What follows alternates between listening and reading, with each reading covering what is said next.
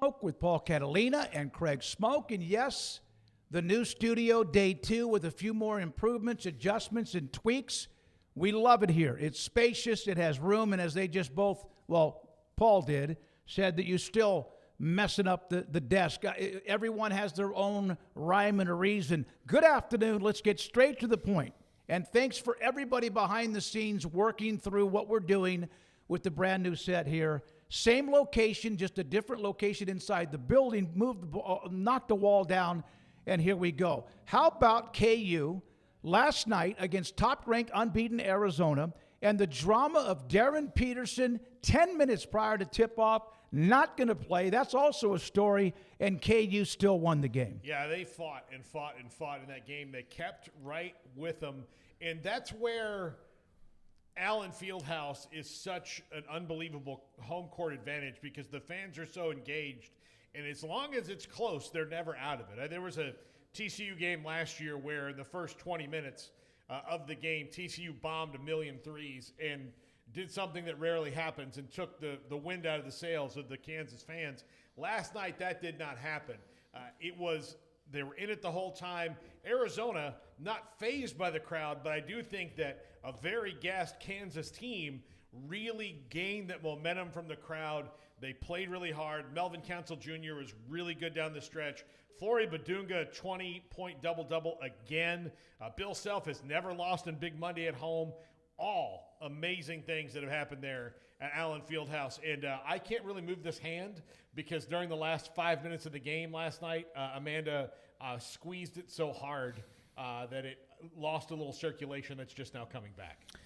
Yeah, I'm sure she was very excited about last night. I mean, a huge win for Kansas and a massive game with national implications, and then obviously huge in the Big 12 race as well. And we talked about it a little bit. Will Arizona go undefeated? And the answer is no. We all, I think, thought that they would drop a game eventually, and last night was the night. And didn't realize, although I've heard it 1,000 times since, first ever home win against an AP number 1 for Kansas there at Allen Fieldhouse. And so that's a nice mark to scratch off of the not yet done list. And Kansas, after all the hand-wringing earlier in the season at the very beginning about kind of Darren Peterson and his health and just Bill Self, does he still have it, or shoot, his health, and just kind of where they found themselves over the last few weeks. They have found themselves right in position to be in the conversation about the teams that can make a lot of noise in the Big 12 tournament and the race, and then obviously nationally as well. So a great win for the Jayhawks. Disappointing for Arizona, but I don't think you're hanging your head too low because of what you've already accomplished to this point, and you probably figure, like, we're going to lose a game at some point. I'd rather it be now than be in the tournament and bow out in the second round, and that's your first loss. So you tasted it. You can now react to it if you're the Cats and move forward. But, yeah, that was high-level basketball. That was an elite crowd, and that was a bunch of really talented players and just big-time programs going back and forth last night. So, yeah, great win by the Jayhawks, and lot still to go, but also in a way not so much still left to go. I mean, we got most of February, but we're getting down to like 5 weeks. Lack of a better term, nut cutting time in some ways. It is, and the last couple of years for Kansas, I don't think Bill Self has loved his team as much because it was so transactional for the last 2 years. This year, he actually kind of, outside of Darren Peterson, who again is a recruit, so it's not a transfer, that was the big money player, he went out and found Bill Self players. He didn't have, and I'm not knocking Hunter Dickinson or some of these other guys, but they weren't really Bill Self guys when you think about it, or the style of basketball that Bill Self is used to, which is harder to coach now because his thing was, I got a guy here, his first year is going to be really hard, and unless he's a superstar, he's probably not going to play as much as he wants, but we're going to develop him, and he's going to learn how to play defense. He's got a team full of guys who fight, and you saw how excited he was after that game last night and the thrilling end and the emotion that came off of Bill Self, which normally for him is, I mean, he's always excited, but not like that. But that was knocking off the number 1 team in the country, keeping his Big Monday streak at home alive, defending the home court, and doing it when 10 minutes before the game, your best player decided not to play.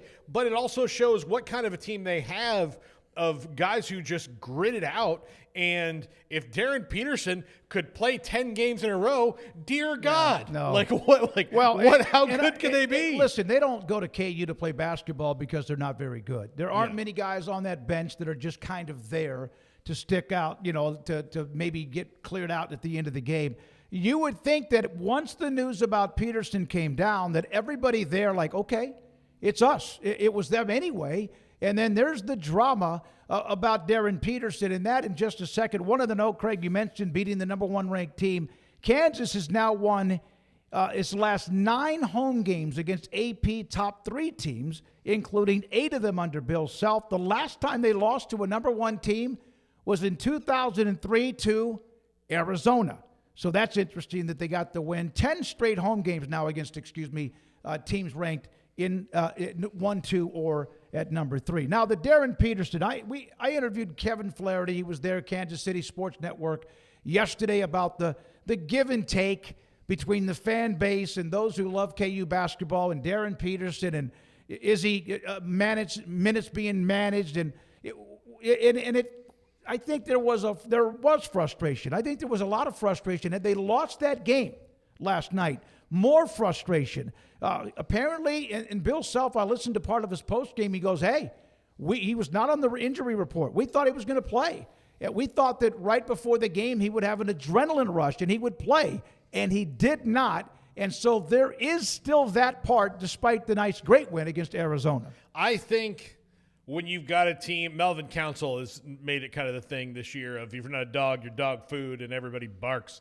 But I think Darren Peterson is 90% of a dog. 90%. If he's in there and he's playing and he's engaged, watch out. But there's that 10% of his soul, his spirit, that if there's just a little bit of adversity, if there's just a little bit of I don't really feel like it today, can sometimes take over him. And look, if he's sick, he's sick. That's fine.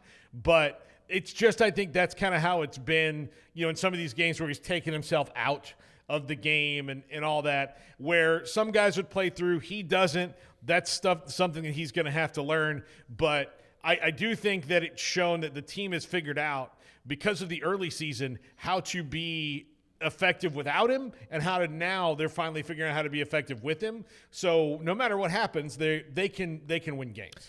Yeah, I guess his lack of availability has led them, like Paul said, to have to basically be 2 versions of 2 teams, with Darren Peterson and without Darren Peterson. And so last night, without Darren Peterson, good enough to beat the unbeaten number 1 team in the country. So, yeah, what could they have done with him? That's exciting for Jayhawks fans to be able to chew on. And certainly when you've seen him play, it's been a lot of fun. And so, yeah, to be able to go and beat the Cats and do so without Peterson is something that spices up that win even more. But the whole situation revolving around him, it is strange. You've had every single thing possible other than a serious diagnosis of some life-threatening disease. Well, it's my ankle, and it's and I'm sick today, and I've got the flu today, and now it's what else is he had? His knee is one day. His hamstring. Yeah. It's come on, man. I just don't think he likes basketball that much, and I know that's been the talk for a while. I don't think he likes basketball that much. I think he's doing enough to do what he has to do, and if he sees an opening where, I can sit out tonight, then he's going to, I guess, do that. I don't really feel like there's another explanation outside of if you just believe he's so snake-bitten that all these things are happening, and maybe you do, but there's just too much talk that that's not really the case, that I don't really believe that it's simply health issues. But they are going with it, and obviously he's talented enough to be able to do whatever he is doing, whether it is legitimate or not all the time, and it's a situation where he's good enough that you put up with it, and he's good enough that he might win you a national championship even if he misses 17 games by the end of the year. So it's just one of those give and take types of things. Somebody needs to go show him the Jordan flu game against Utah in the playoffs. He raises the ceiling and the floor, which is already fairly good for this Kansas team. But if he's there, there's the sky's the limit, because in the tournament, it's about winning a couple games in a row, and then winning taking a week off, winning a couple more games in a row. And if you can't stop a guy and he's locked in, then that's the most important thing. They need him for those games down the stretch in the tournament if he's healthy. I do think, though, culturally basketball has changed a lot from the NBA on down. And when you have players who play at the elite level like Darren Peterson does, and he's on all these huge AAU teams and all that, they start to mirror the NBA because that's where they know they're going to be just a year after going to college. So now that load management, the curse of Greg Popovich, who did it for 36-year-old guys, not 18-year-old guys. It was for the 36-year-old guys he had to not play back-to-back nights. That's all it was. And now it's, Devin Booker is sad because Kendall Jenner broke up with him, and he's going to wear a suit on the bench tonight. Like, that's how it's been. And I think it's dripped down to the elite players like Darren Peterson a little bit. You know what will help him understand maybe he should play is them winning without him. You wonder if that affects him in any way. Bill Self, after the game, I went into the training room. He's in there trying. I said, can you? And he said, Coach, I don't think I can. And to be honest with you, Self saying this, I would probably rather him not play if he couldn't contribute, because then we'd spend 20 minutes trying to get him shots or whatever if he doesn't feel it to get him going. And so there we are with the Darren Peterson didn't play. KU, great win without him. Would have been a great win with him, but they do beat number 1 ranked and formerly unbeaten Arizona. Yeah, it was a hell of a win for KU, so congrats to the Jayhawks out there. And I saw a little clip of Brett Yormark teasing. There is some musical element to this announcement that's coming out. I saw that, yeah. I swear to God, if it's Snoop Dogg or something, I'm just going to freaking lose it, man. But he's kind of busy, I guess, with the Olympics right now. But still, I just, there's too much stuff that gets teased as being huge that just is not huge when it eventually rolls around. So I'm trying to temper my expectations with this, but we did at least get somewhat of a clue that part of whatever Yormark's going to announce here soon is something to do with the tournament and entertainment and things like that. But we'll see when all that's unveiled, and maybe I'm eating my words and there's a lot more cool stuff to it. But on the Peterson thing, I mean, maybe he's really just dealing with health issues. Like, I can't say, I'm not in his shoes, but I know it's at least led to a lot of speculation about his love or desire for basketball. And, good news for him is on the next level, he can rest all he wants to, because none of the stars actually play all that much basketball compared to what they played 10 years ago, much less 20 years ago. So he'll fit right in there. And if it is a nagging injury, then props to him for fighting through it, but it is a situation now, having missed as many games as he has for various different reasons, where you do, I think, have a couple sides that have developed of, like, he either doesn't love playing as much as you think he does, or he's actually hurt. Maybe it's somewhere in the middle, but either way, he's a hell of a player, and to win without him last night against the unbeaten number 1 team in the country, I mean, yeah, that's absolutely massive. By the way, you mentioned Yormark. Some of the quotes from him in an interview from about a week ago: big-time enhancements, never been in the collegiate space, integrate big-time musical talent. That was another one. And so Ari Temkin from Big 12 Radio will join us tomorrow. Whatever the Big 12 announces, we will discuss that too. So, by the way, I'm going to have an update on one of the viewers, and he's a sponsor too. Kim Coulter had back surgery today, twice in the next 3 days. I'll give you an update. Just got a text from Pamela, his wife, for those of you who have been asking me about it.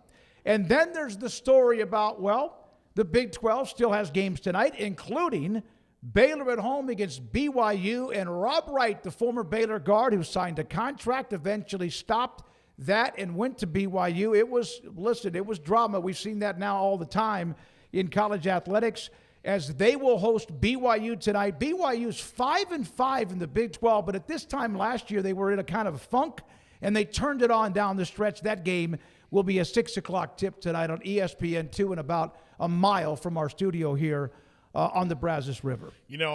I think that BYU, they need this one very badly. Baylor does too. I'm not saying they don't, but Baylor's die has kind of been cast for what they're going to be able to do. They essentially got to kind of win out in the Big 12 to do anything of note, and that's dang near impossible. And if you want to know how dang near impossible it is, ask Arizona, who lost their first game last night, and ask BYU, who is feeling really good about themselves 2 weeks ago. Yes. And then they went into this gigantic shark pool of ranked teams, and then Oklahoma State in the middle of it, who have all taken advantage of this. So maybe Baylor can take advantage of it, but a big game for BYU tonight to try to get back to where they were. I mean, this is a high dollar team that they're paying for this year with AJ DeBanza and Rob Wright and all the other guys that they have, and they're on a 5-game skid right now, and that can happen in the league before you know it. It's happened to almost every team that's come up in the league before expansion where,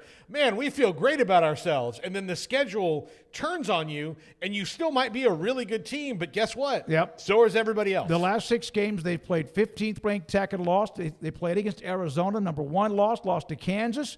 They had that bad loss at Oklahoma State and then lost to Houston over the weekend as well up in Provo. So, Craig, Baylor needs a win, but I don't even think about them when it comes to the postseason. They need a win to have a feel-good moment, but BYU right now, 5 of 6, and they've lost 4 in a row. Yeah, I mean, Baylor, I kudos to them for saving a little bit of face here recently, just finding some wins, and I think reversing some of the just ultra negativity that was surrounding this team. I mean, they've been able to at least play hard and kind of find their way a little bit more. But, yeah, I mean, they're so far away from the big picture conversation that they've got a lot more work to do before we really focus on them too much. So this is more so for those who are looking at the big picture about BYU and what it means for them and where they sit currently. And as y'all pointed out, that they sit currently on a pile of losses here recently to all ranked teams. And really, if you look at BYU, you kind of wonder of like, yeah, that record was really good there for a little while. But then when you dive deeper, you see that they are not good against ranked teams at all. Mm-hmm. They won 1 ranked game this entire year.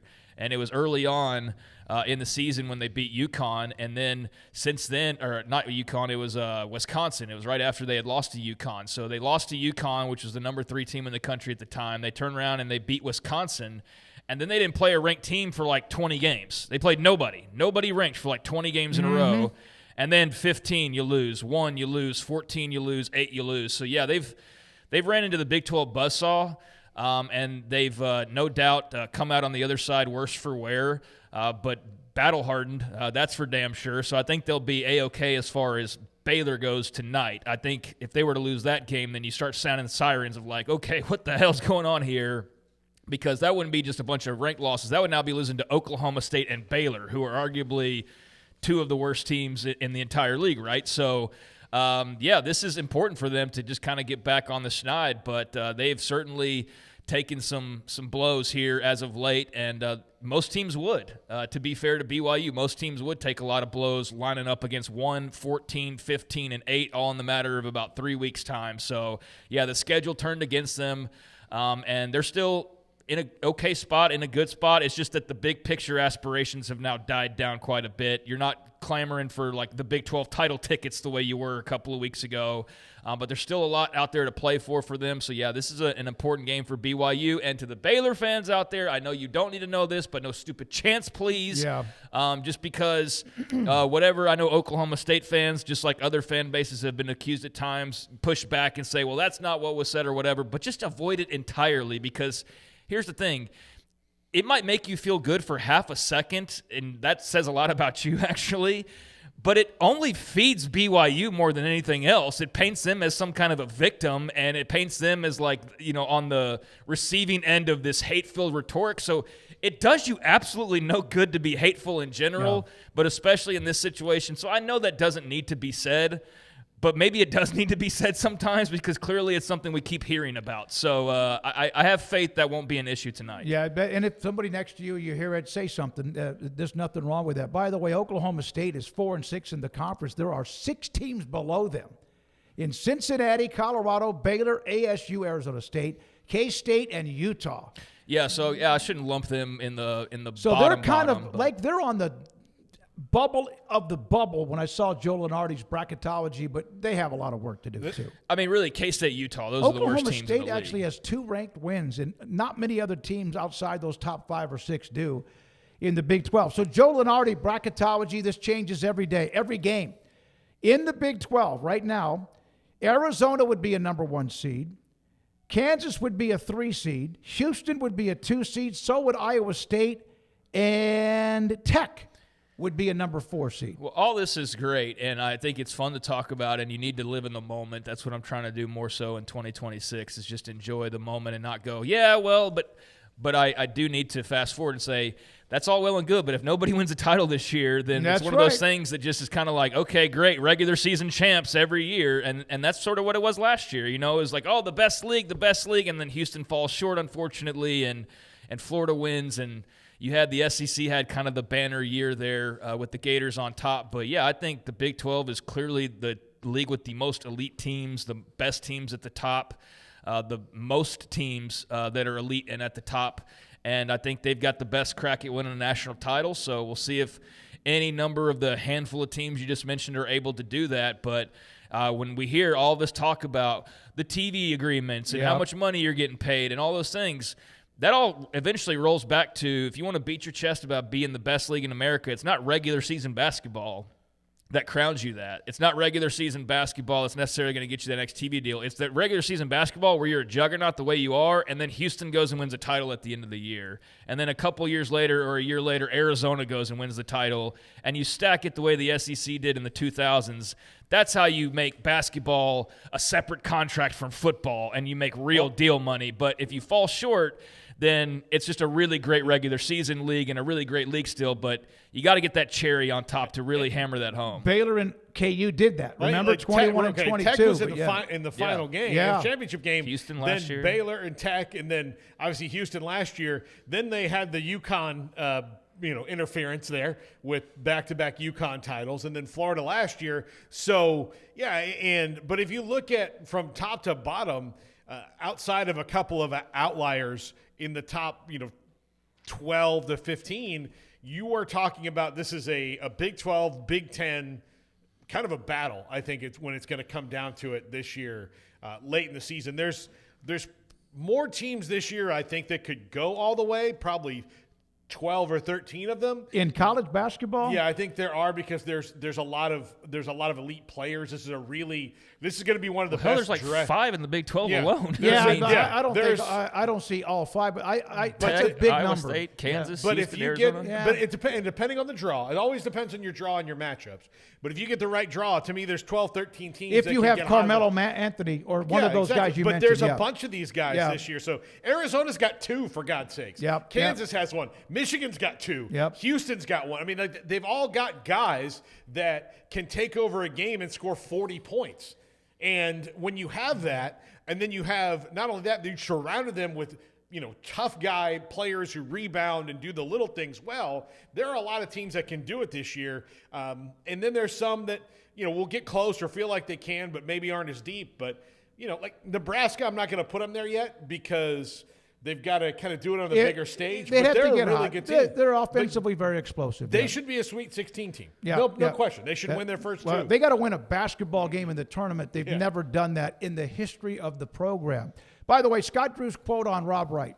Obviously, it's hard anytime people leave your program, but that happens more and more. You prefer it be not after they sign a contract with you, but it is what it is. That's about as edgy as you'll ever hear Scott Drew say anything. They've moved on from it, but the game tonight, there'll be some Rob Wright chants, no question, in that game. Yeah, and obviously those weren't the chants I was referring to a second ago, but I do expect there will be Rob Wright chants. And look, why not? Why shouldn't there be? So long as they're within reason, then I think, you decide to make big boy money and go make big boy decisions like going from one school to the other after agreeing to a contract, then you can take a little fan heat, and that's going to be a part of the profession when you go and you're a pro as well. So, I think Rob Wright's prepared for that. I think the Baylor fans who are planning on being there and who are big basketball fans have probably prepared their Rob Wright chants, and it'll add a little heat to the atmosphere outside of just the normal BYU really needs a win and Baylor really needs a win.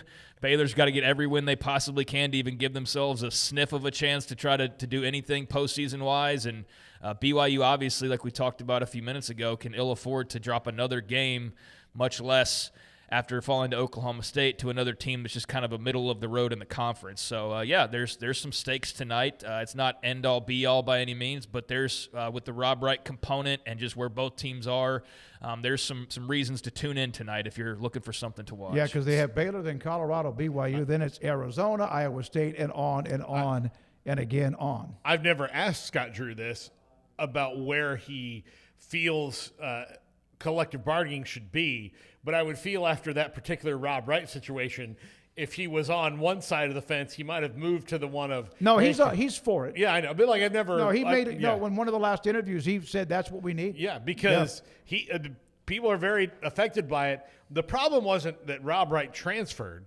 Like they can deal with that. That would have stung. But if he had told them right away, I'm going to transfer, but he made the agreement, and then they had shifted their strategy to building around him. And then it was a few days later where some of these other guys that would have replaced Rob Wright Are gone now. Yeah, they're off the table. And then he's going to BYU, so they were just stuck. Yeah, Yeah, they were. it's Darian Mensah. It's like Duke having their whole plan built around this quarterback next year, and then all of a sudden Miami swoops in and says at the very last minute, like, "Oh, sorry about your damn luck, but we're gonna go take your quarterback, and good luck planning for next year with so little time to go and scout the market." I mean, that's not the exact comparison, but it's pretty close to it. Of like, yeah, the whole team for Scott Drew was supposed to be built around Rob Wright, your quarterback, and then BYU swoops in and just takes him. And in conference, same thing, and gives you very little time or room to go and get somebody comparable. So that'll definitely be in the thoughts, I think, of a lot of people tonight. And Rob Wright, I'm sure, would love nothing more than to roll into Waco and take it to his old team and all that. So I think this ought to be a feisty matchup, even if it doesn't have really huge ramifications attached That's to it. one of the positions where Baylor really struggles, is point guard, because of his loss, and they didn't have time to react. Now, the Charles Bediako story. Yesterday, Circuit Judge Daniel Pruitt denied Bediako injunction request, ruling he had no eligibility claim after signing an NBA two-way contract and playing in the G League. Alabama standout appeared in 5 games. Alabama was 3-2, averaged 10 points a game. And it now goes to, I'm sure, another appeal. The NCAA selection committee cannot use any of the games he played, or NCAA cannot forfeit any of the wins. That's in the rules. That's not something you can do. But there are thoughts about whether or not the selection committee can ding Alabama if Bediako's not back with them by the time they pick the tournament. I commend the judge on this ruling and doing something that makes sense. And I commend the first judge on finally accepting the fact that this was crooked and stepping away so that he can still be a judge. Because I do think that those kind of things lead to, especially in an election year, if the district attorney or whatever flips over, I start wondering, what else has this judge done? And so this is a good decision. It's bad news for Amari Bailey, who's trying to get back in, who played in the actual NBA in 10, 12 games or something like that. So I'm glad that this happened. It sucks if you're Alabama, but probably shouldn't have gone down the road in the first place. Yeah, I have no tears to shed for Alabama. You knew the risk when you took this on, and you knew that you weren't fully cleared to just proceed without there being some potential ramifications. So you knew if you were Nate Oates that if you brought on this guy, there's a chance he could be deemed ineligible, and you had to have known there's a possibility that those games in which you won, they could be forfeited. So I guess we're going to find that out, and whether or not that'll be the case, I'm not sure how that process works, but I know that was the big talking point yesterday was, are they going to strip those wins? So we'll see there. I see Darren Heitner, shocker, is already talking about appealing. So, yeah, there will be an appeal to this. Nice guy, I'm sure, friend of yours in a way, friend of the show, but like just every time I just hear the ambulance sirens every time I see him in a story. Is wee woo wee woo. Here's the ambulance chaser, and so yeah, here he is with this Bediako story. No surprise, and I say that as respectfully as I can, but like I don't think I'm speaking out of turn, and I think a lot of people probably agree with me on that. That it is very much kind of like here comes the ambulance lawyer for the eligibility case, and so yeah, Heitner's already appealing, and we'll see where that goes. But by the time anything were to occur, is the season even still being played? Like, that's the thing, is I don't know how much time they have to sit there and really do much of a reversal here. Paul's the legal expert, so to speak, so what he can. It depends. It depends on how fast that this appeal is granted, and if the appellate court doesn't feel like they need to hear it immedately, then they won't. I mean, the season's running out. If they say, okay, we'll give you one on March 10th. If you're Alabama, do you even have to think that he's involved in your team at all anymore. Right. And Alabama's got to know a little bit, too.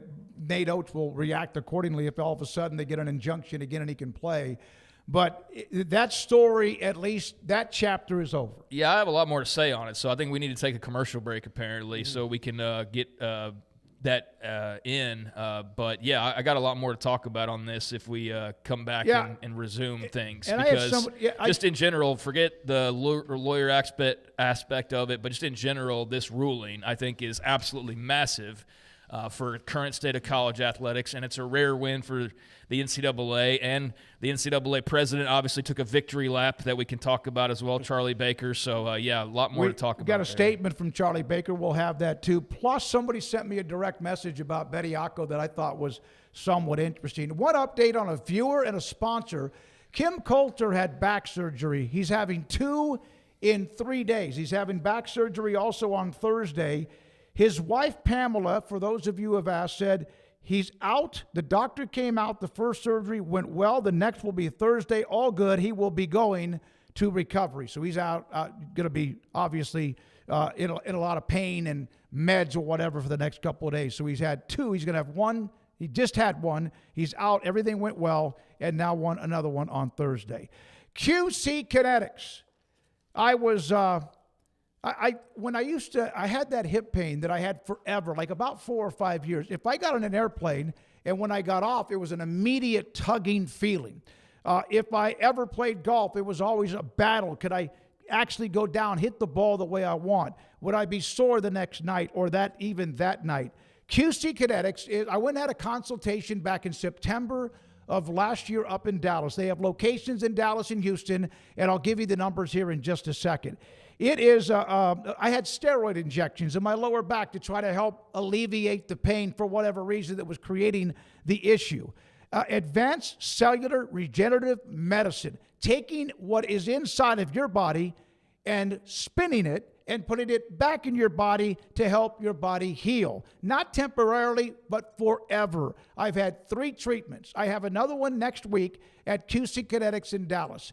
Taking your blood, taking what's inside your body, spinning it, and then putting it back inside your body. Again, advanced cellular regenerative medicine. Constant pain, no more. Annoying pain when I wake up, get out of bed, no more. It's gone. And if you've tried the steroid injections and kicked the can down the road, let me tell you about QC Kinetics. First of all, locations in Dallas at 972-8610, 972-8610, and Houston 713-913-5285. Reduce the pain. It will be gone. QCkinetics.com. As my go-to guy, can you fix my smartphone? Yes. Do you have car batteries? Yeah. What about golf cart batteries? Of course. Battery from a G-Fob? Absolutely. My boat? Huge variety. Toy boat? Sure. Motorcycles? You bet. My apartment building? Whole building. Do you have batteries for my party lights? Yeah. Batteries Plus, the experts in charge.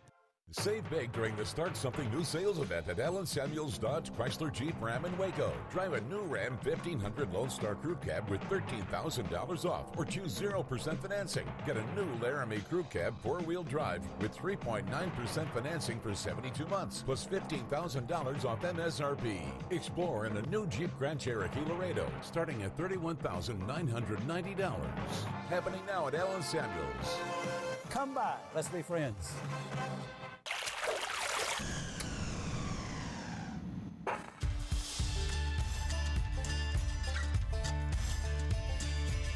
Bold are the adventurous. Determined are the leaders. Faithful are the healers. At Baylor, you'll find your calling, your people, and your purpose. Dare to be you, indeed. Marco's only uses premium toppings, which means your pizza isn't just flavorful, it's mushroom-full, or sausage-full, or pepperoni-full. And you can get unlimited medium one-topping pizzas from the place named America's favorite pizza chain starting at $8.99 every day, only at Marco's. I pitched in the major leagues for 24 years, and let me tell you, I can feel it in my joints. Shoulders, elbows, and knees. Trust me, pain doesn't retire when you do. I tried everything to get rid of the pain. Nothing worked until QC Kinetics. Baseball legend Roger Clemens and other patients are getting lasting relief with QC Kinetics regenerative treatments. No surgery. I trust QC Kinetics. You should too. Let's commit to getting rid of all the pain. Schedule your free consultation today. QC Kinetics. Better starts here. You got batteries for my side-by-side? Yes. Replace my flashlight? Sure thing. What about my business? Oh, good one. 100%. Batteries for my fleet of trucks? Got floor scrubbers? Yes, and fire panels. We have pallets of batteries. Well, what about... As your go-to guy, if it needs a battery, we have it. Well, that's all you had to say. Could have led with that. Batteries Plus. 3 sports on this Tuesday afternoon.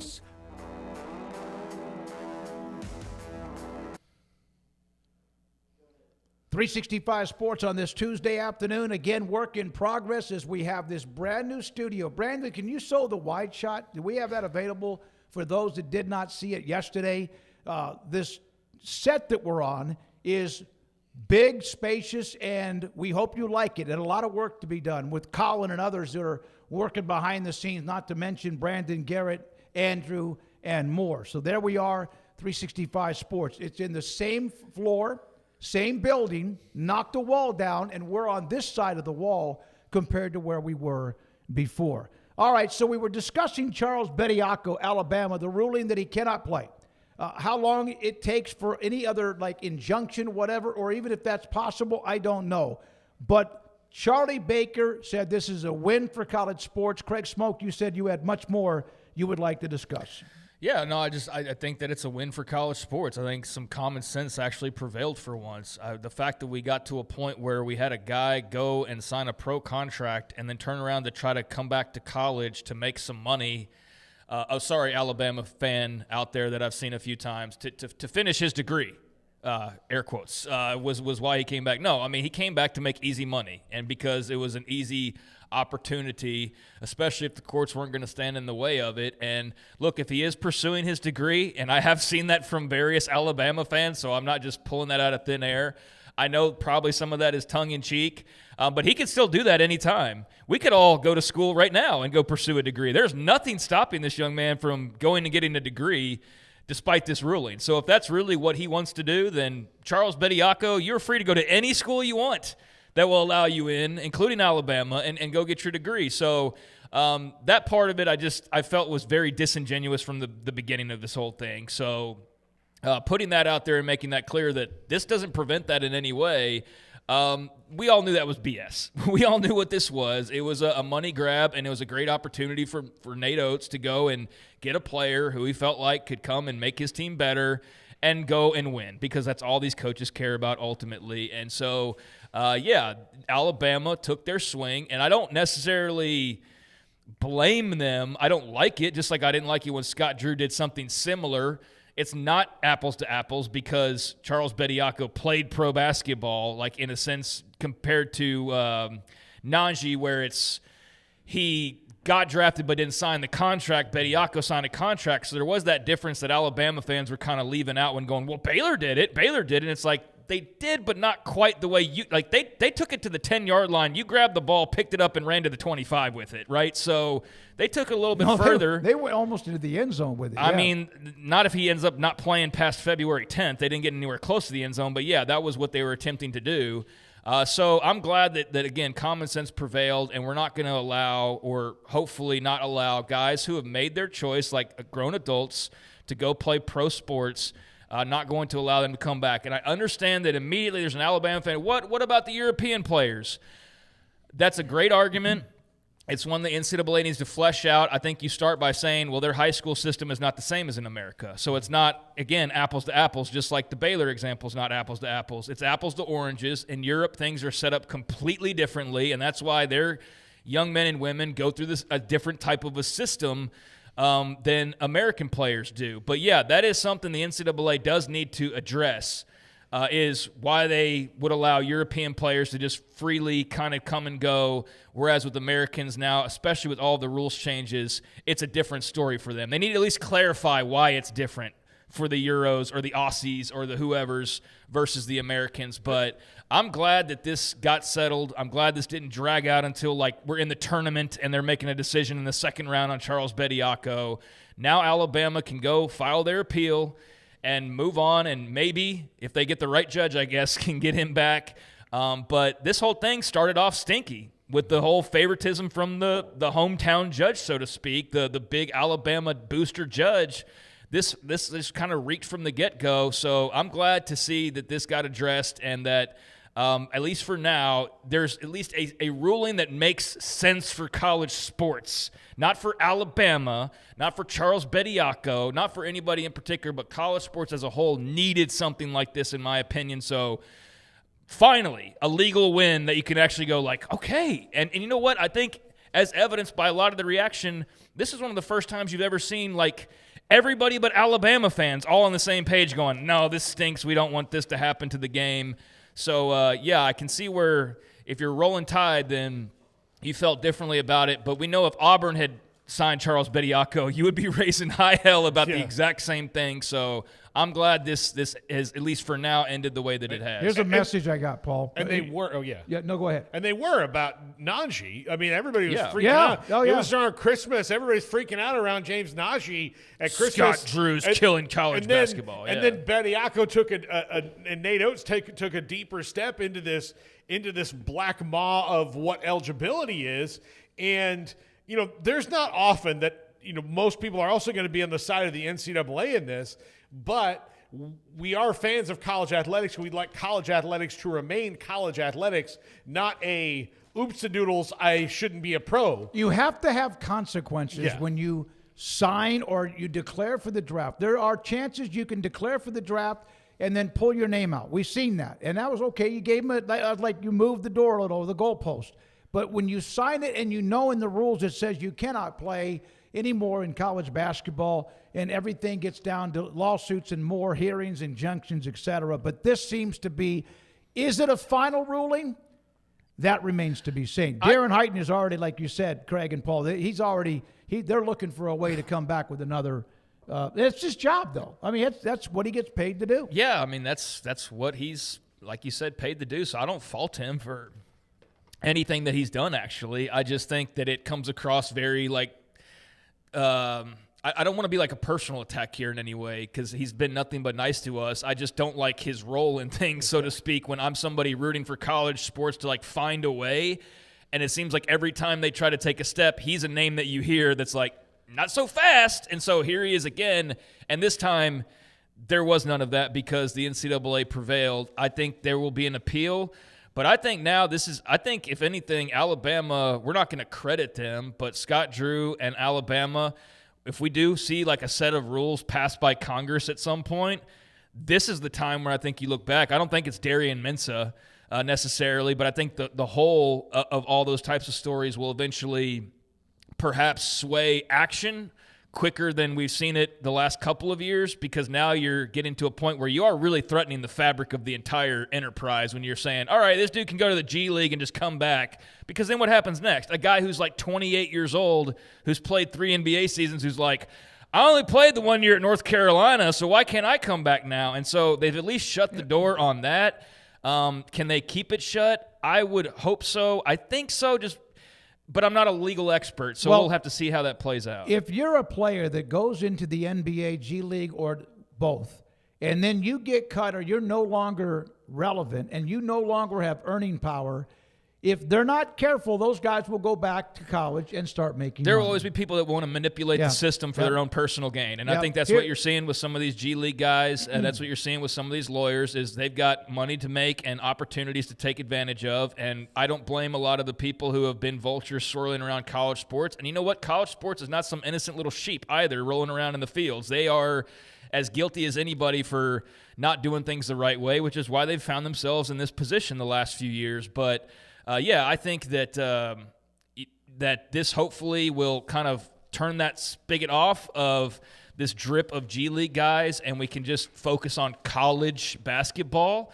And then other rulings will come that hopefully clear that up even further to where this is a non-issue moving forward. And you know that you left, there's no sue your way back in thing that you can go through or any loopholes. But the problem is, because of the way things were set up, there's a lot of loopholes. There's a lot of loopholes that haven't been closed, and there's a lot of loopholes I don't even think they know are loopholes. And so as we found our way kind of working through this, Scott Drew, somebody told him, like, did you realize that you could go get a G League player that hasn't officially – So until they get all those kinds of things Can he walk closed and up, chew gum, and is he tall? Because we need somebody inside. I mean, technically you weren't breaking rules, but nobody thought that would be a rule that needed to be addressed, and now you know that it is a rule that needed to be addressed. So those things are hopefully being taken care of. I have received this direct message. Smokey, in light of the ruling, is Charles Bediako going to remain a student at the University of Alabama if he is so-called pursuing his degree?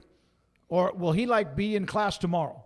I'm sure there's going to be a timeline where he stays in class. And if he does and he gets the degree he was looking for, the credits, whatever, good for you. But you wonder how long, if there's another ruling and it's done, and it's only February, and semesters go until usually sometime in May, will he be in class in a week or two? I don't know what that even looks like. I don't know what classes he's even taking right now, what class he may be even taking right now. I mean, no earthly idea on that, but the judge yesterday did say that this is a different situation than the European guys coming over. So like we kind of touched on, it's not like they just go to high school and they play their little league and their select clubs and then they go to college. It's different over there. So I'm glad the judge pointed that out, because you're seeing a lot of, the Europeans do it, and there's more detail to it. There's more nuance than just, they're both 18 and they made these decisions. They went different paths down those decisions, though. So I'm glad the judge touched on the fact that there is a difference there. And, I mean, I guess we'll see what the next step is for Alabama and if they decide to pursue this. But like I said a few minutes ago, what good does it do ultimately if you can get a ruling before the tournament? I guess great, but I don't know that that's possible. So are you going to just keep fighting this into the summertime, and then if he's clear, then you bring him back next? I don't know. I'm sure they're trying to figure all those things out right this very moment. And make no mistake, Charles Bediako didn't do this for the love of Alabama basketball alone. I mean, he probably does. I mean, this is a better opportunity for money, because he's probably kind of capped out where he is in the United States in his pro career right now, and wants to do this before he has to make that decision to go overseas. So I understand taking the opportunity. I'm not begrudging Charles Bediako as some kind of villain, but dude, I think a lot of the things that people are complaining about, if they were in these people's shoes, they'd be doing the exact same thing. Yeah, if you got a free 6 figures that you can make by some lawyer tells you hey, you could go back to Alabama, play for 3 months and make $250,000 or whatever Nate Oates offered, I'm sure we would all go, really? Okay, sure, why not? The fabric of college athletics unraveling is not on Charles Bediako. No. It's not. He just would be an avatar for it if it did, but it's not him. He's not Ed O'Bannon or anything like that that's got this big – he's just part of that. It's different.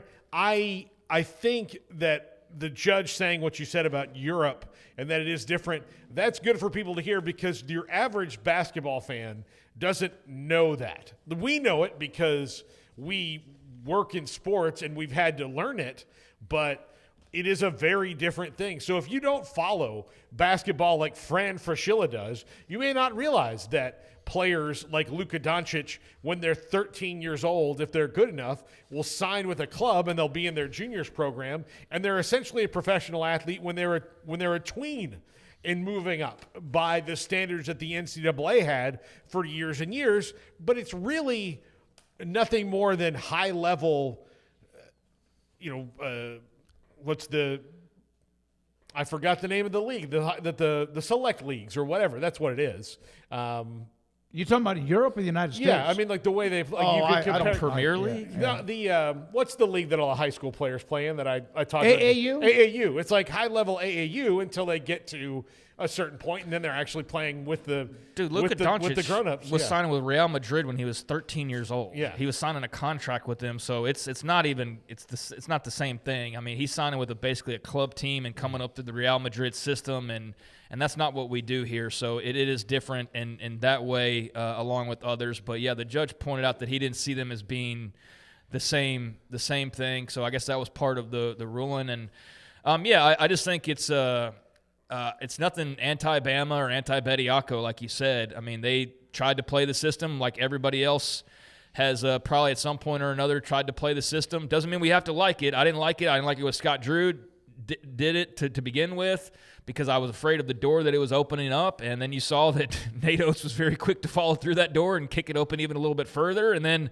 it I think the reaction sort of stopped after that.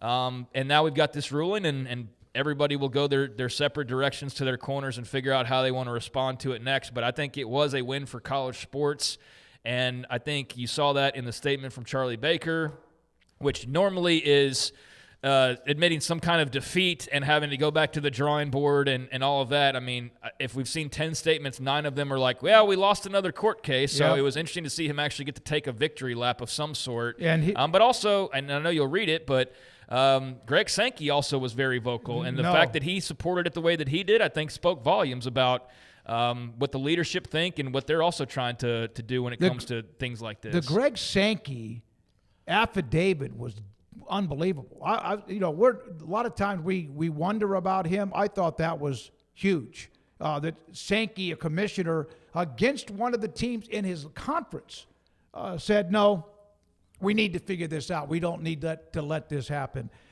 Charlie Baker, all the statements are almost copy and paste. Common sense went around today. The court saw this for what it is, an attempt by a pro basketball player to pivot back to college and crowd out the next generation of students. College sports are for students, not for people who already walked away to go pro and now want to hit the undo button at the expense of a teenager's dream. While we're glad the court upheld the rules our members actually want, one win doesn't fix the national mess of state laws. It's time for, here we go. Now they go, the time for Congress to stop watching from the sidelines, help us provide some actual stability. Well, I think things like this, though, are going to eventually get them there. Like, I think the Bediako case, you actually go, well, they don't really have that much to play around with. And then you see, like, hey, Ted Cruz, by the way, there's guys that are coming back from the G League. Now they've played pro basketball. Now they're playing college basketball. Like, that's when I think you get people's attention. You go, wait a second. Like, even the guys who are very busy with other very more important matters in their hands, it is getting to the point now where you're like, okay, if you don't stop this rush of water, it's going to be unstoppable here pretty soon. So, like, you guys need to do something. And I feel like the Nanji and the Bediako cases maybe sped up the process of getting a reaction from politicians because they go, oh, damn, the dam's really about to burst if we don't act on this thing. Well, Ross Dellinger, Amanda Kristovich, all the people who are the best about writing about this, wrote about this specific issue the other day, and the act that they were trying to pass, the SCORE Act, all those different things, they're not ever going to get that through. That in the way that it is, it's never going to go through.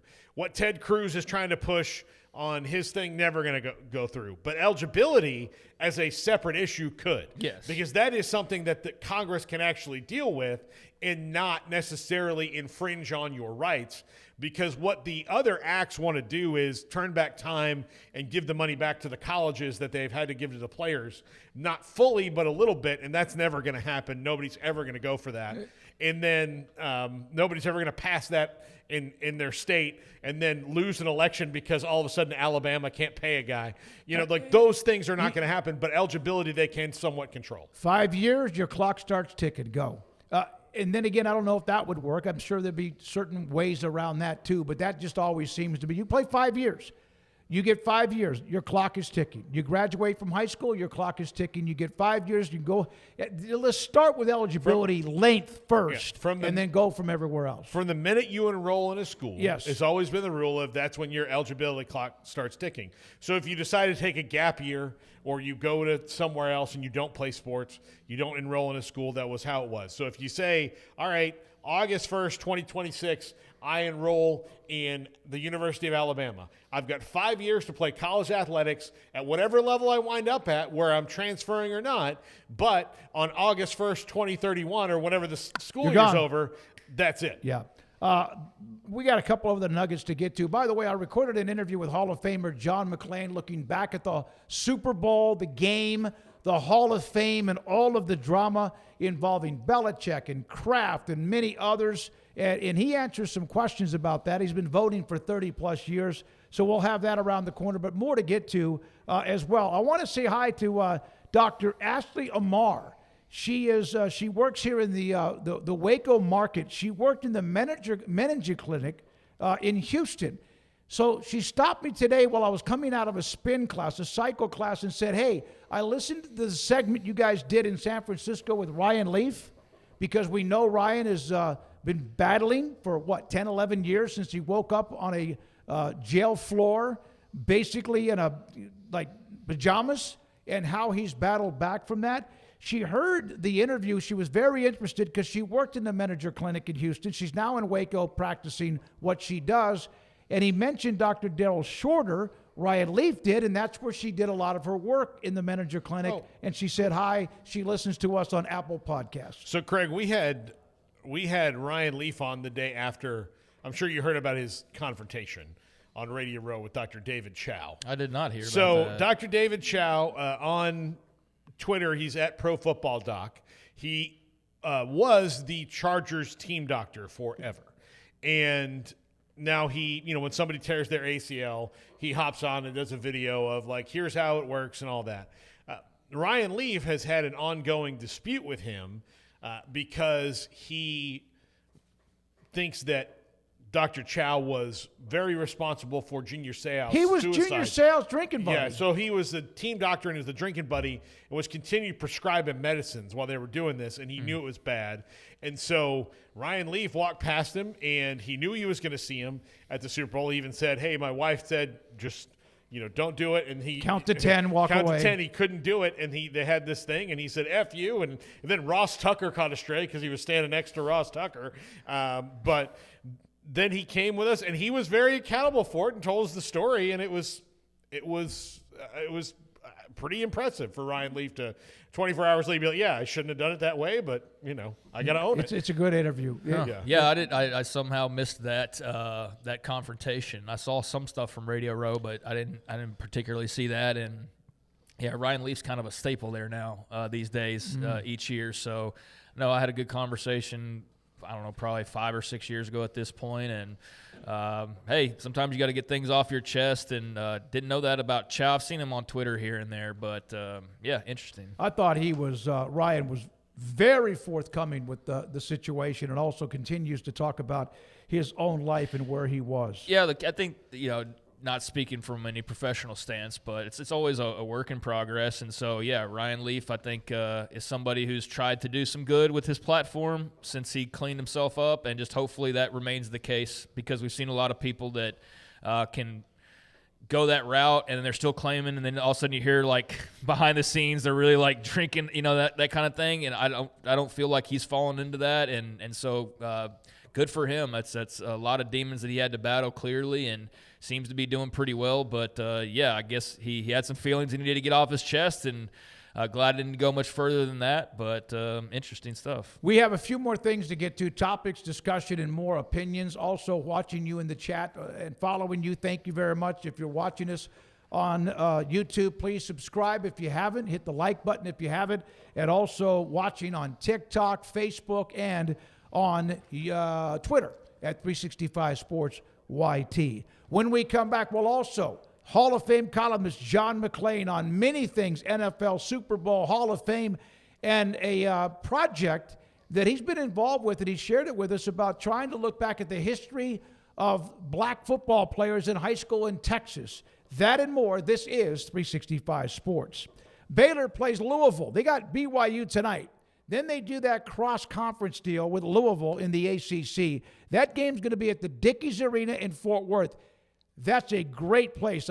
We went up there to cover an NCAA tournament. They do a great job. There will be Baylor alums, family, friends, and more, a pregame gathering facing off Louisville that day. There will be all sorts of ways for you to share stories if you're coming in, if you're going into Dallas to watch the game and more. For more information, go to Baylor.edu and look for that specific event. $15 game tickets. By the way, the gathering, that does not include the gathering. So there'll be food, there'll be fun, there'll be music and more at Baylor Alumni with Doug Furch and also Paul Thorpe. With over 25 years of excellence in IT, Carrion Solutions is your trusted technology partner. From managed IT services to cutting-edge cybersecurity, our expert team delivers tailored solutions that drive success. Our portfolio includes products such as Veeam, Bitdefender, Microsoft, Cisco, and Fortinet. Call David Carrion and his team of experts. Call 888-522-2221 or visit us at carrionsolutions.com. Yes, okay, but are we going to be on Established in 2007 and independently owned, Alliance Bank Central Texas is committed to helping families and businesses meet their financial goals. From their tellers to their board of directors, they know the importance of superior service and competitive products. Customers have confidence knowing that their financial needs are in good hands. It's your bank, Alliance Bank Central Texas, with 2 Waco locations, 4721 Bosque Boulevard and 191 Archway Drive on Highway 84, and at alliancebanktexas.com. Member FDIC and equal housing lender. It's time to compete against yourself, finding too many excuses not to work out combined with bad eating habits, and Waco Regional Tennis and Fitness can help reach inside your competitive soul. Discipline, getting results you've only dreamed about, personal training, group exercise classes, and even a tanning bed, world-class tennis facility, and pickleball courts and lessons available. Waco Regional Tennis and Fitness, spacious, clean workout rooms, free weights, state-of-the-art technology, weight training equipment, and no intimidation. It's time for you to react today, not tomorrow, at Waco Regional Tennis and Fitness on Lakeshore Drive in Waco.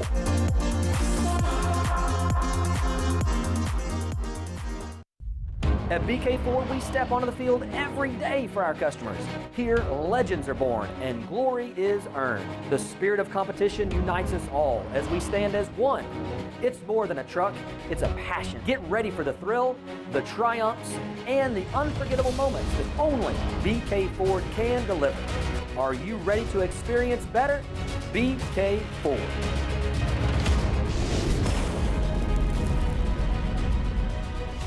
Hello, I'm Camille Johnson with Camille Johnson Realtors. We specialize in selling residential real estate agent all across our community, and we love serving all types of families. We have been in business at Camille Johnson Realtors for almost 9 years, and I have been a residential real estate agent for almost 40 years.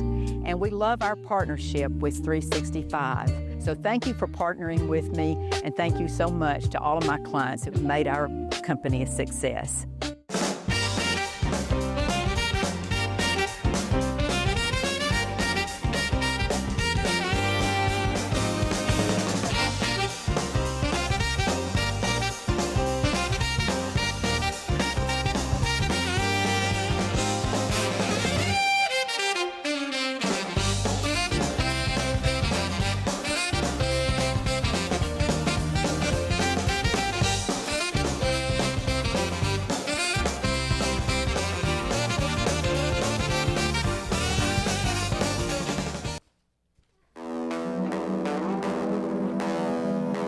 This is 365 Sports.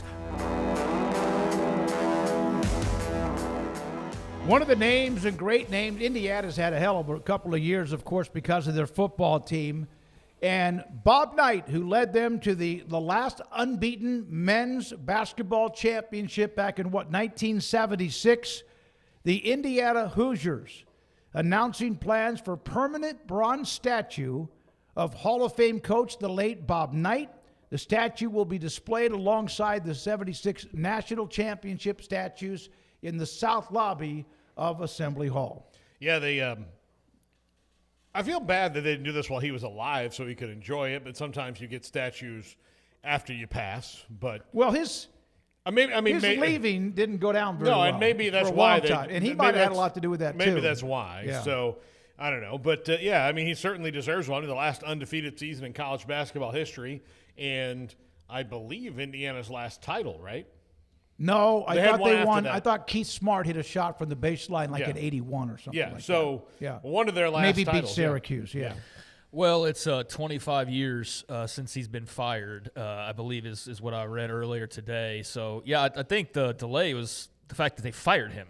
I mean, no, he was very bitter. Yeah, so I don't think it was, let's just let this thing play out. I think it was probably if they had approached him about it there for a good period, I don't know that he would have been interested. But, yeah, I mean, it makes all the sense in the world to do. I'm trying to think, was there anything he did during his career? Because I was never like a Bob Knight disciple like some people, and I don't think that I hated the guy like the other side of the fence did. I just it depended on when I caught him. Like, was he acting a fool for good reason, or was he acting a fool? And so, Yeah, legendary coach, but I'm trying to think. You talking about if he did something like illegal? I'm trying to think if NCAA? if he did anything No. like that he shouldn't be coming back from, and, No. and maybe that played into it. And I didn't think that he had, but I don't recall like his entire history, which is the point that I was getting at. So yeah, so long as he wasn't like on tape, it was some like racist-filled rant of. Well, he got into players. Well, I know. Yeah, that. I know That's that why- part of it. Yeah, Yeah, but nothing other than that. No. Right. I know Bob Knight and what he was known for, but I don't know if there was anything off the court that would have prevented it or caused a delay. Is my point. And so, if there's nothing like that, then I think it was just it took some time to heal wounds. And Indiana's rolling along right now, and pretty much everything they do turns to gold. So yeah, while the train's rolling on, let's get Bob Knight's statue in here. Why the hell not? It's about time to do that. It's been 25 years, and so from that standpoint, so long as there isn't, like I said, some skeleton in the closet that you don't want digging back up or whatever, or that would prevent something like that, then yeah, by all means, he seems like a guy who's deserving of a statue in Bloomington. I thought they did something with him at the arena. It was still They kind did of a game little day. awkward. They did game day there. Yeah. It's very awkward, and he's not a guy who I don't think that the the virtue of forgiveness was one that was deep into Bob Knight's heart. Just my guess. I believe it's. I was reading earlier. It's like back in what year was 2020. They had like a kind of coming together, Yes. and this is like the 50th anniversary of the '76 team. Yeah, so I don't it's think you perfect mentioned timing. that. So that also obviously plays very much into the timing of this. Is the fact that you're commemorating the '76 team as well. So yeah. Look, he got caught on video choking the player, which you shouldn't do. And I get the feeling. What, get caught on video? Yeah, no, he shouldn't choke the player. Then I also got the feeling at the time that was probably not the first time he'd done something like that. It probably wasn't. It was the first time it was on tape and somebody had something on him. Then right after that, another year or so, and the incident that kind of threw him over the line was some student walked by him and said, "Hey, Knight," and then he went and got in this kid's face in the middle of everything. The kid was being disrespectful, but you're Bobby Knight. Just let him walk off and be disrespectful. You're going to get heckled. Like, that's just the nature of it, whether you're getting heckled by your people or the ones at the other school. So that's why, and he deserves a statue there. He won more than anybody else has there, and nobody's really won since in that same way. So I interviewed him when he was in Tyler for an alumni thing, and I got a good interview with him, but it's one of those that you got to get it started. He was good. He was very forthcoming, and I do remember that. But he's probably one of those that was, well, he had a temper, no question, and also on top of that, a very stubborn old man who thought probably that he was invincible and that he was, it could not be reprimanded. Yeah, I think he's an asshole, or was, and there's no doubt about that. Doesn't mean that you can't be successful, because there are a lot of a-holes that are very successful in very high positions of power, the highest. And so I think that, that's part of his legacy, but there was also a lot of good done. I do think, though, you talk about just toxic behavior. A grown man should not be having fits and tantrums the way that he did, but it was also part of the charm in some way until it took to the point to where, he's choking a player and you've got proof of it, and that leads to your disgraceful exit from Indiana, and then obviously hard feelings for many years. But he was a great basketball coach. I'm glad that not many have followed in his footsteps as far as the physical and verbal. Some have come close. Some definitely still yell at refs or give people an earful or whatever. I thought he took it over the line a bit too often for my personal taste, but there's no denying his legend status and the fact that he was a great basketball coach and meant a great deal to Indiana. So, in light of the anniversary and in light of time healing wounds and the blessing of the family and all of those different types of things, then, it seems like a move that makes sense for Indiana basketball. The College Sports Commission, remember it was a week or two or so ago when they mentioned LSU and NIL, and they were investigating. It was not football, it was something else, and apparently they came to an agreement there. Now they're investigating Nebraska athletes over unreported NIL deals. According to emails obtained by Front Office Sports, the school says there was confusion with deals submitted by players over timing and payment. Now, someone's going to get hit first by these guys. No one has yet. I don't know when it's going to be. Knowing my luck, it'll be Nebraska. But at the same time, you wonder if they're going to at least come down on somebody, and if they do, what will be the consequences or any type of penalties in general. They don't scare me yet. No. There's nothing that they can do. Because they haven't done anything. No, they haven't done anything. And I don't know what they can do. Yeah. And part of that, the thing that they need to tell the general public is what the rules are. And part of Nebraska said they were confused by it, and that's why these things got flagged. Well, I'm not going to sit here and tell you that Nebraska's lying, because every single coach you ask, what are the rules? They're like, nobody's told me. Yeah. So I don't know. So if the coaches don't know, I would say that is maybe a problem the CSE needs to address before they start penalizing teams, is educate them on the rules. Yes, and it's not like a coach who has stuff going on in the program who acts like he didn't know, like he's buffered. That doesn't work anymore. This here is, I don't think anybody really does understand the rules of NIL. And what I would tell them as an example is, if we just started playing football right now, and we had a referee that didn't tell us any of the rules, and then just started throwing flags, and you're like, you can't hold. We're like, well, you didn't tell me I couldn't hold. How am I supposed to stop this guy? I mean, you have to learn those things before you know that they're against the rules. If you're playing basketball and don't know it's illegal to hit somebody when they're shooting, you're just going to do it, aren't you? It's the best way to stop them. So now that's why there's fouls. But if I don't know exactly what I can do or not do, and all I have to do is report them, and if it's late, there's a penalty. Like, it's so confusing. Just make it simple for them. For the most part, I know this is going to sound weird. There are people who will bend the rules, but for most part, that's why compliance departments exist, so that they can at least know what rules that they're going to try and break and which ones they're going to try and follow.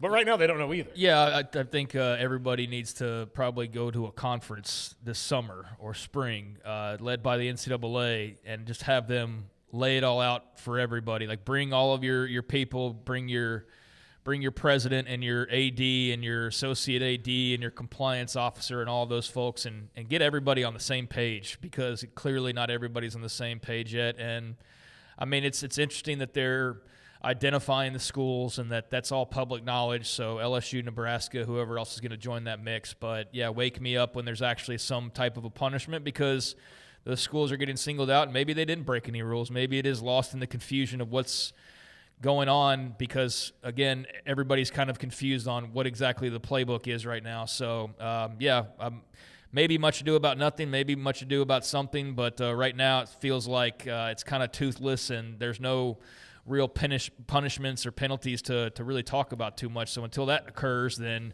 I feel like it's going to be a situation where you are just going to kind of not really fear this thing all that much, and we'll see who pushes the envelope the farthest. But right now, I think it's everybody wondering, is there any teeth to this thing whatsoever? Yeah, so they'll probably punish Oklahoma State, right? Because that's what the NCAA. Well, we got to show that we have some teeth. Let's do something with the men's basketball team.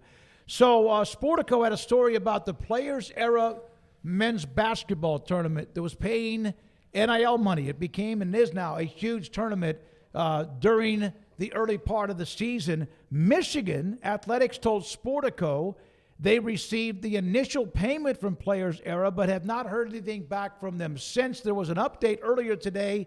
They received the initial payment, but nothing since that. And they're not the only program that says they have not yet been paid in full what they were promised when they were told they could be a part of that tournament.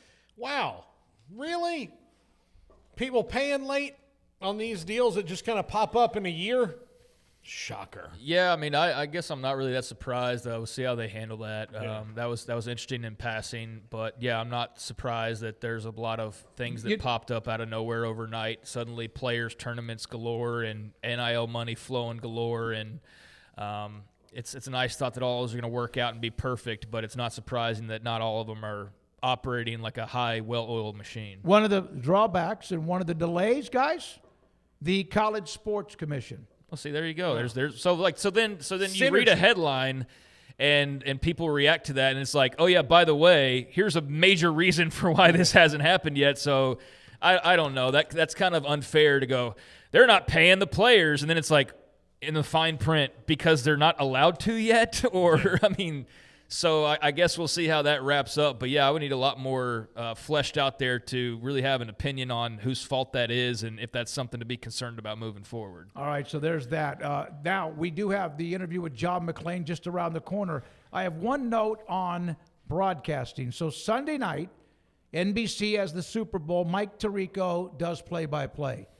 Do you know what happened after the game and how he got to Milan, Italy for the Olympic coverage 13 hours later? A big, huge, beautiful, like whatever Bombardier Learjet.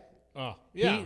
13 hours later, he was hosting the Olympic coverage from their main international or their broadcast center in Italy. I'm sure it had a nice bed on it. I looked at a picture of the jet, and it's not like some. I'm sure he was able to sleep. I mean, it's very impressive. He's very well respected. Never seen anybody say a single bad word about Mike Tirico that I can recall. But, yeah, I'm sure if we saw the plane he was riding in, then it's a little bit less impressive as it still is. No matter what he was riding in, that's a long haul, and that's a couple of pretty major events to go back-to-back. So respect to him. But, yeah, he wasn't flying coach when he got to Italy. It's a dude. It's impressive. It's just not – it's not like he got on the ship afterwards and took 2 weeks to get to Milan or anything. It was also like on the Pirates of the Caribbean. It was also 7 o'clock local time when he got to leave, and he was done with his work in San Francisco. So he had, it wasn't late. I mean, it's going to start getting late when you go 13 hours and flip your whole body clock. But he got some sleep.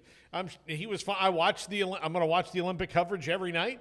And he was great on it, as he always is. It is. I watched a hell of a curling match, USA and Italy last night. Last night seemed like it was kind of dry as far as like big news and everything. Kept hearing about this Lindsey Vonn, the injury there and all of that. But, yeah, I mean, Tirico does a great job and not trying to take away from him. But I think he's traveling pretty well to make that an easier more manageable thing as opposed to having done it maybe in like 1993 or earlier than that, like some guys may have had to do from yesteryear. Did Howard Cosell do the Olympics or anything like that? Was he doing the back and forth all the time? He was in Munich. He was the one who was outside. See, now I bet his plane travel was a little bit different than Mike Tirico's, like 50 years later. Yeah, it was. Look at the. I'm gonna show. I bet his plane travel, he could smoke cigarettes on the plane back then. That's just part of the Bombardier 7500 jet. It was.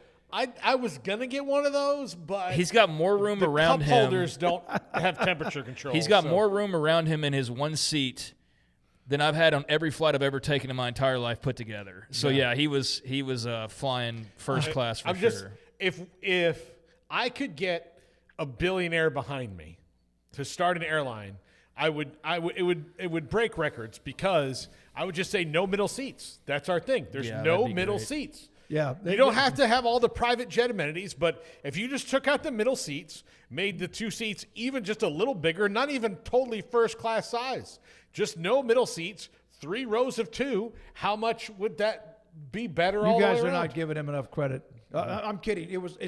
Go look at just Google Bombardier.com. It's an amazing jet that he was on, but still he turned around. I thought I'd make that note. By the way, one note about San Francisco, then John McClain. Their airport. Beautiful. I've never seen anything better. I've been in a lot of them. The spaciousness, it's almost like an airport and the terminal are a part of a huge shopping mall. It's so nice inside and so spacious inside. When we come back, Hall of Famer John McClain on the drama of the Hall of Fame itself. He's been a voter for 30-plus years. Also the Super Bowl and the PVIL black athletes back in the day when they were at Dunbar this and Dunbar that all throughout the state of Texas. And the premiere has been released. And how you can get a copy, that's next. This is 365 Sports. Marco's Pizza. Pizza lovers get it. Bob Mock owns 5 locations in Waco. There are Marco's Pizzas spreading everywhere. It's the fastest growing pizza brand in America. Go to marcos.com for more information. And every day there's specials, whether it's on pizzas or even more. And they have sandwiches and they have wings and they have salad. If you want, they can get it. My favorite is the large, thin crust, all meat pizza at Marco's Pizza. Marco's Pizza. Pizza lovers get it.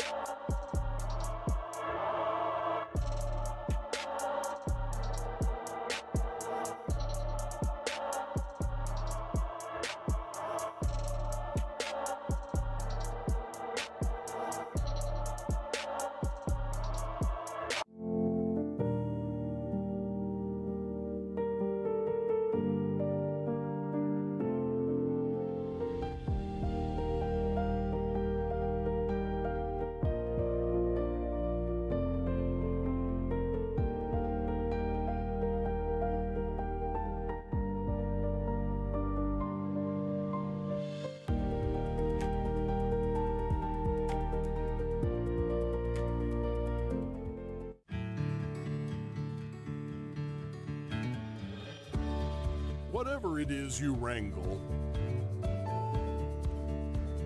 whatever seeds you sow, no matter what you nurture or what you choose to grow, at Texas Farm Bureau Insurance, we're proud to protect all Texans. When you play hard, sometimes you fall hard. Sports injuries require special treatment. At Southwest Sports Medicine and Orthopedics, our team of expert doctors provides athletes and active adults with comprehensive sports medicine care, diagnostics. Whether you're in high school, college, or beyond, we'll help you get back on the field. Call on the team physicians for Baylor Athletics. Call Southwest Sports Medicine and Orthopedics.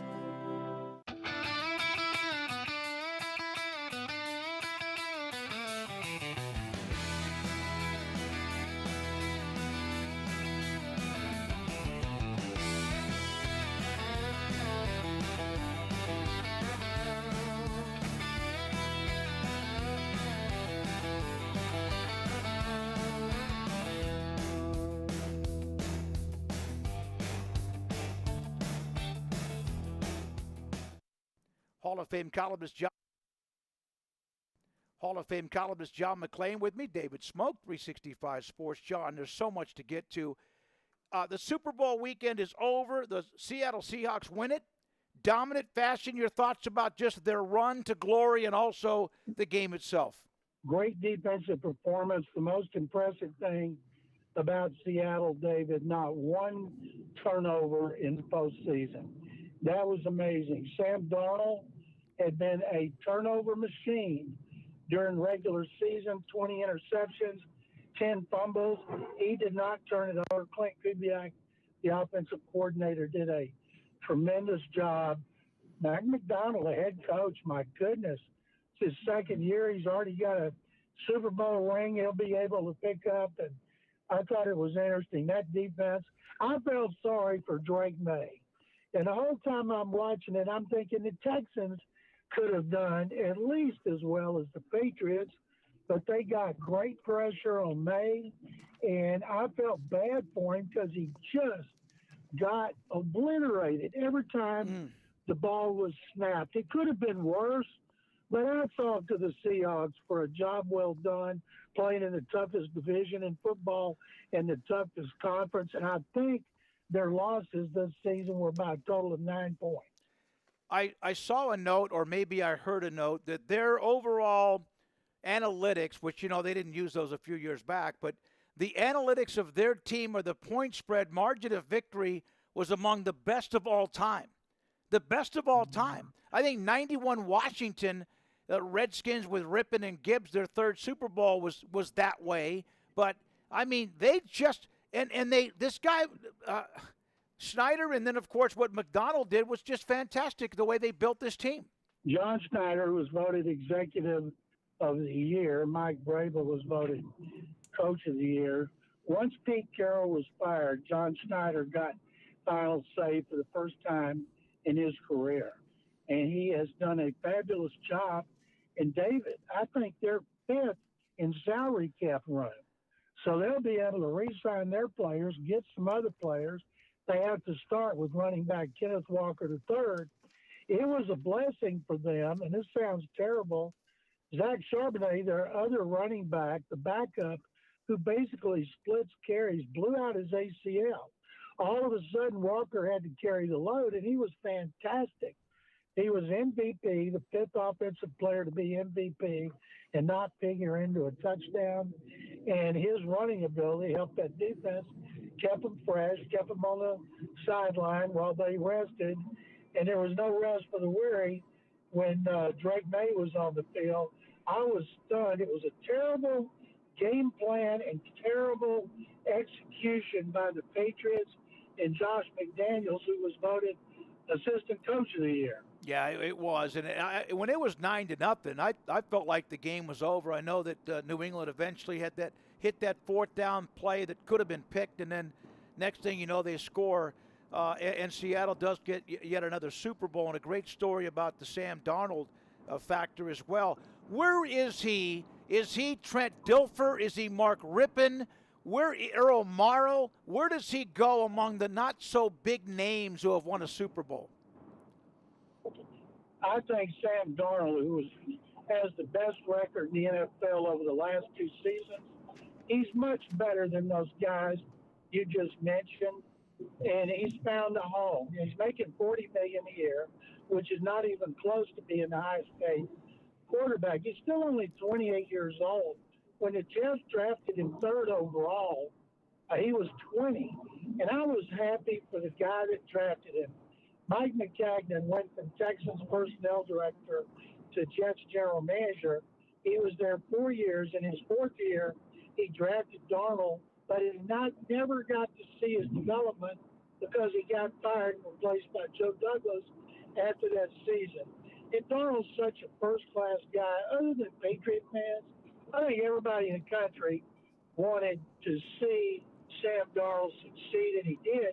And when you mentioned David is 9-0, the only way they were going to lose that game would be a pick six or a turnover in their end of the field that allowed for an easy touchdown. So Clint Kubiak and Sam Darnold came up with an ultra-conservative game plan that involved being extra careful with the ball because their defense was playing so great, and that is smart football. Yeah, it is. No doubt about it. And how much of, for example, you know, I'm a lifelong Nebraska football fan. They had that gut-wrenching loss to Miami when Snellenberger and Bernie Kosar, Osborne went for 2, and I'm going to get to the point, and they lost at Miami and eventually went back to Miami and beat the Hurricanes. And it doesn't take away from the loss, but it does help a little bit. How much do you think for Seattle after that pick at the goal line with Russell Wilson and Pete Carroll, does that help a little bit? I think it helped for the fans. It helped for anybody who's still in the organization. Because to me, that was the dumbest call in Super Bowl history. Now they've been to 4, they've won 2, and vindication. I know several people in their front office who were there for both, and they were extra happy because you never know. Are you going to get a chance for redemption? They did. They took advantage of it in a big way. The Hall of Fame was announced, the class. We kind of had the drama with the Belichick and then even Kraft or whatever.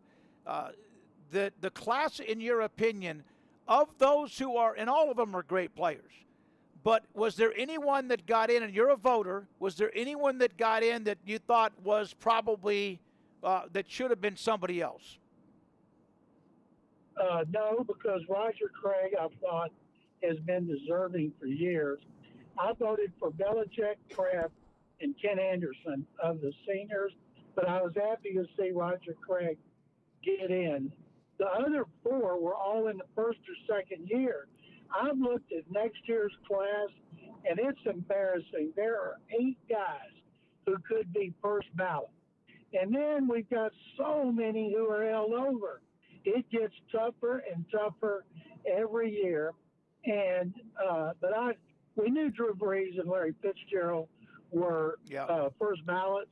And I thought Luke Kuechly was worthy of it last year, one of the greatest in history. And Adam Vinatieri, really the greatest kicker in history, certainly the greatest clutch kicker in bad weather when he was with the Patriots. So I was really happy with the class. I just wish it had been bigger, and we'd have put in Belichick and Kraft. Gronkowski, Ben Roethlisberger, Adrian Peterson, Richard Sherman, Andrew Whitworth, and others are a part of the incoming eligible players. How in the world are they going to fit all that, plus who's not in already? Well, I tell you, the one that stands out to me the most is Adrian Peterson. And certainly, you know, like I said, there could be 8 guys you could vote for him. I feel bad for Darren Woodson. Darren Woodson should be a Hall of Famer.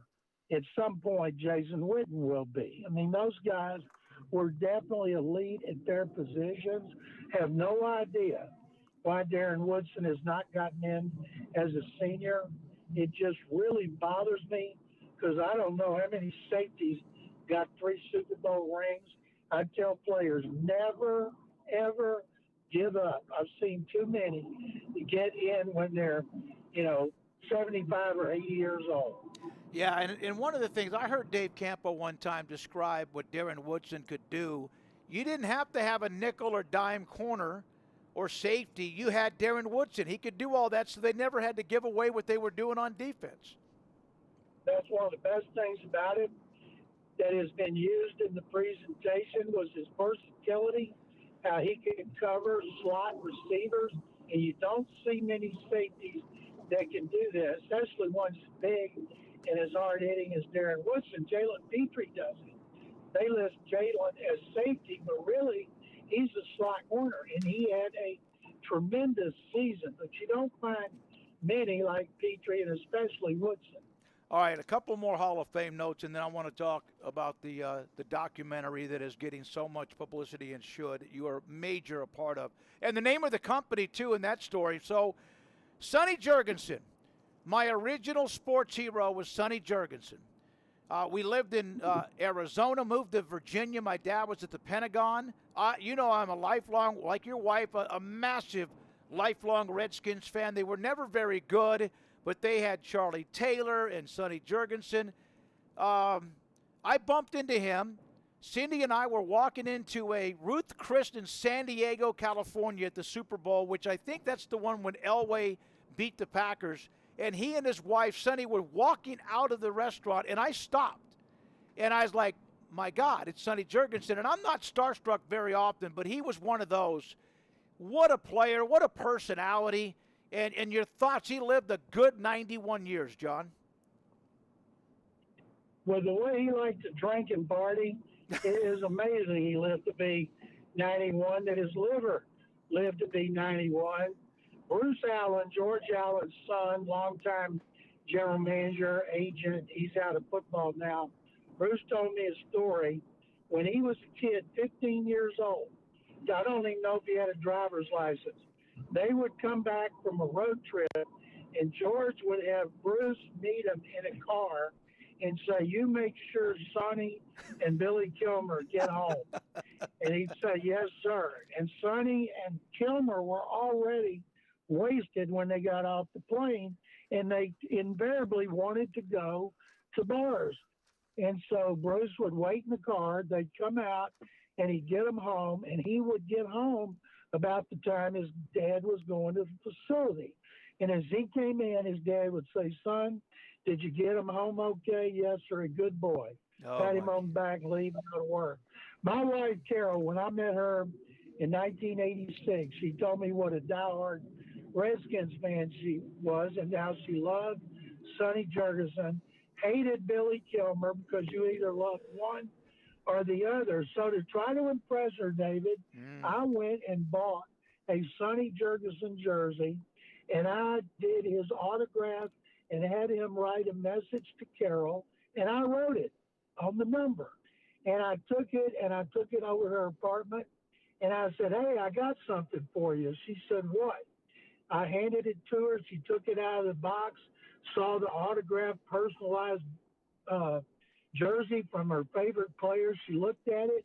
She put it down, went into another room, came back, held it up. She said, this is what Sonny Jurgensen's handwriting looks like. But I got an A for effort. And one time at Tour 18 here, the famous golf course that replicates all the holes, Sonny and Billy were playing with a bunch of quarterbacks traveling around the country, playing different courses. And King Hill, former player and coach, called me and said, we got Billy Kilmer and Sonny Jurgensen here. Does Carol want to come out here and say hello? So she did. And then she came home, and I said, how'd it go? She said, it went great. I said, how was Sonny? She said, he was really nice to me. And I said, how was Billy? She said, I don't know. I didn't talk to Billy. I said, how could you not talk to Billy Kilmer? She said, because I'm a Sonny guy. I hated Billy Kilmer. Oh, I got one Jurgensen. I was embarrassed. Yeah. Oh, no, yeah. My dad, when we moved to San Antonio, we'd been in the Virginia 4 years. He was at the Pentagon. But we got to Virginia, and like a few months later, around the holidays in 1970, it would have been 71 or 2, my dad gets, he has to go to Vietnam. It's time for him. He was deployed to Vietnam. He was not on the front, but he was close at Tan Son Nhut Air Force Base. And for Christmas that year, I get for Christmas this old yellow, like, what do you call it, envelope. I open up the envelope, and it's a black and white autographed Sonny Jurgensen picture that even with my dad leaving, he was able to get that done for me. Wow. And I love Frank Howard, too, back in the day. All right. Wow. Yeah.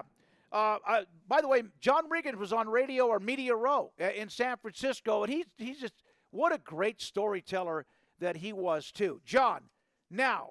Okay, hold up. We can talk about the documentary another time. I got a John Riggins story. Okay, yeah. So when John Riggins came into the NFL, he's with the Jets. And I've had this story told to me by Robert Brazil, Billy White Shoes Johnson. And so they were about to play the Jets.